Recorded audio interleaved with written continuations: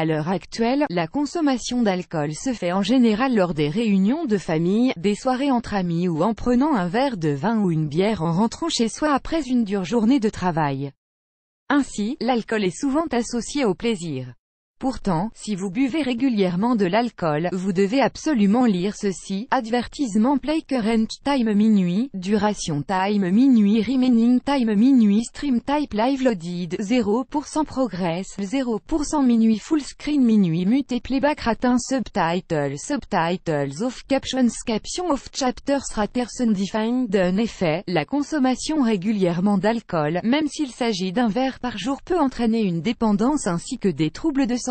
La dépendance à l'alcool. Selon l'Organisation mondiale de la santé, OMS, pour diagnostiquer avec une quasi-certitude un syndrome de dépendance d'une substance psychoactive, dont l'alcool, il faut se reconnaître dans au moins 3 des manifestations ci-dessous. Ad choice ES advertising red invented by TED choice ES advertising red invented by TEADS. Un désir puissant ou compulsif de boire de l'alcool, des difficultés dans la gestion et le contrôle de l'utilisation de l'alcool, l'apparition d'un syndrome de sevrage physiologique dès qu'il y a une diminution ou une interruption de la consommation d'alcool.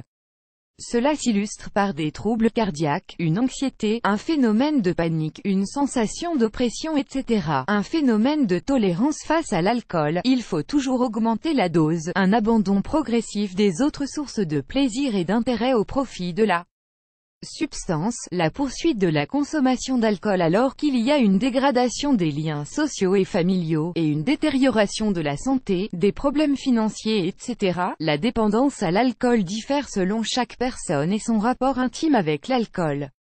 À long terme, elle entraîne des troubles psychologiques et physiques non négligeables comme la pancréatite. La pancréatite chronique est un trouble irréversible et progressif du pancréas, caractérisé par une inflammation, une fibrose et des cicatrices au niveau de cet organe.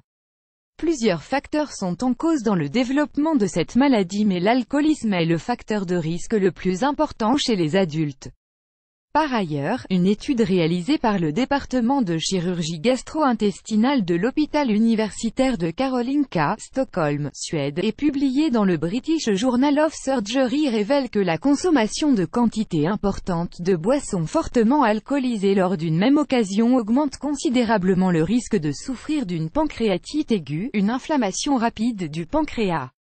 Sur 84 601 personnes âgées de 46 à 84 ans et suivies pendant une longue période, 513 d'entre elles ont développé une pancréatite aiguë et les chercheurs ont constaté que le risque de développer une pancréatite aiguë augmente de 52% par palier de 5 verres d'alcool fort consommés, sachant qu'un verre contient 4 centilitres d'alcool fort. En une même occasion, les cancers. La consommation de boissons alcooliques augmente la probabilité de souffrir de certains types de cancers et ce, à partir d'un verre d'alcool consommé par jour.